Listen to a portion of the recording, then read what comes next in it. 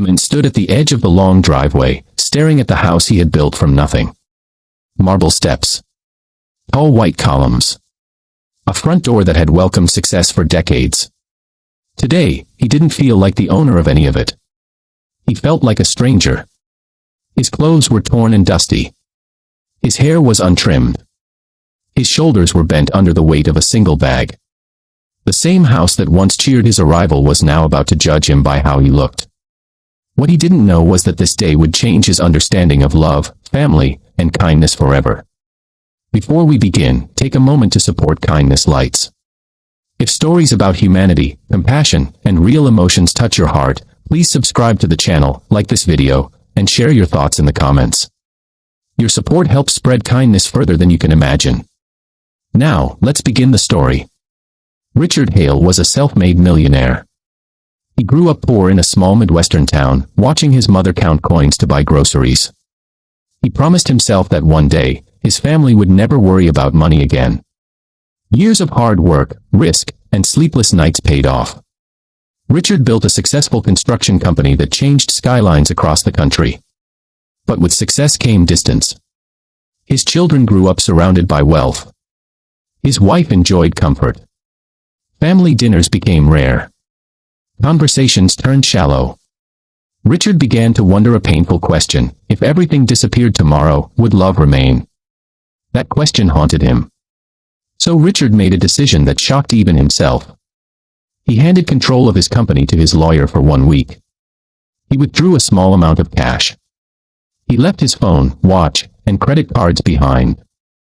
And he returned home looking like a man who had lost everything. He wanted the truth.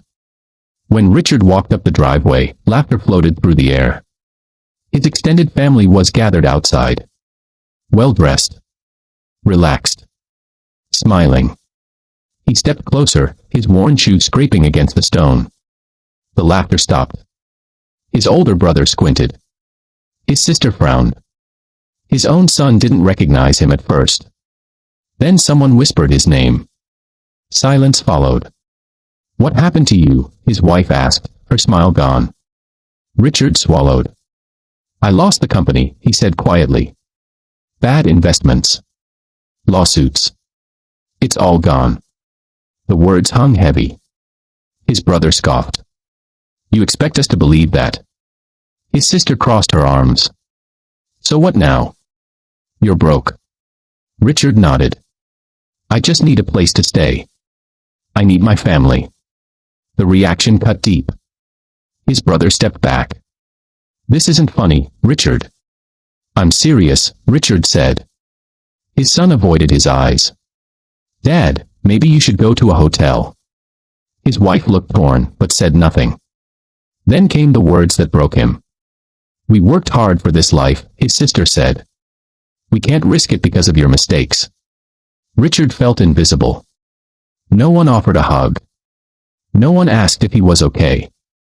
No one said, "We'll figure this out together." He turned to leave. As he reached the gate, a soft voice spoke. "Dad, wait." It was his youngest daughter, Emily. She stepped forward, wearing a simple dress, her eyes full of concern instead of judgment. "Come inside," she said. "Please." Her mother hesitated. "Emily." "I don't care if he's broke," Emily said firmly. "He's my father." She took Richard's bag from his hand. That single act nearly brought him to his knees. Inside the house, the family sat stiffly. Dinner felt awkward. Most people barely spoke to Richard. But Emily stayed close. She served him food first. She asked how he was feeling. She listened. Later that night, when everyone went to their rooms, Emily knocked on Richard's door. "I don't have much," she said softly.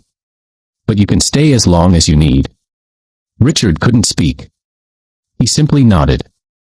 The next morning, Richard woke early. He went outside and began cleaning the yard. Pulling weeds. Sweeping leaves. He worked quietly, his hands remembering the days when labor was survival.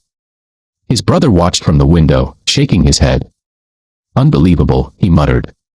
"A millionaire turned gardener." Emily came out with a glass of water. You don't have to do this, she said. I want to, Richard replied. It feels honest. Over the next few days, Richard saw his family clearly for the first time. Some avoided him. Some spoke only when necessary. But Emily stayed. She shared meals with him. She defended him when others mocked.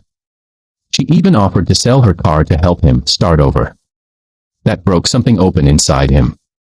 One afternoon, Richard overheard his wife speaking on the phone. He's changed, she said. But I don't know if I can go back to how things were. That night, Richard couldn't sleep. He realized the truth hurt more than any business loss ever could. On the seventh day, Richard asked everyone to gather in the living room. They looked nervous. I need to tell you something, he said. He reached into his pocket and placed his watch on the table. Then his phone. Then a folder. Inside were documents. The company isn't gone, Richard said calmly. This was a test. Anger erupted. A test, his brother shouted. Yes, Richard said. I wanted to know who would stand by me when there was nothing left. Silence followed. Emily looked confused. Dad. Richard turned to her, tears in his eyes. You passed, he said softly. He explained everything. Some family members were ashamed. Others defensive. But Richard wasn't angry. I learned something